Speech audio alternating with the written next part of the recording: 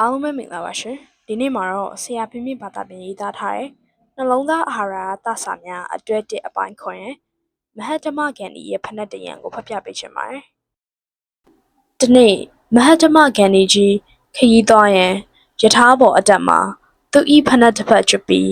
အောက်ဘက်တန်လန်းပေါ်ကြသည်ယထာကထဆပြုနေပြီဖြစ်ရာသူကောက်မယူနိုင်တော့ဘေးသူတွေငေးကြည့်နေကြစေဂန်ဒီကအေးအေးဆေးဆေးပင်သူ့မှာချန်နေသေးသည့်ဖက်နှက်တစ်ဖက်ကိုချွတ်ကာ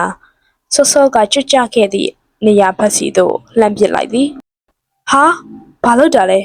ခီးတဲ့တယောက်ကမေးသည့်အခါဂန်ဒီကြီးကပြုံးပြီးစောစောကတစ်ဖက်တည်းကောက်ရမယ်သူအခုတော့တညံရသွားမှာပေါ့ဗျာအဲ့ဒါဆိုသူစီးလို့ရသွားပြီဟုဖြေလေသည်မူရှင် The Little Brown Book of Anecdotes မှာအမည်မသိရေးသားသူ၏ shoes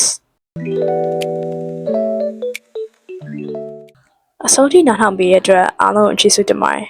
အခုကိုဖတ်ပြပေးတဲ့ဗီဒီယိုလေးကိုကြိုက်နေတဲ့ဆိုရင် like and subscribe လေးလုပ်ခဲ့ပေးပါအောင်နော်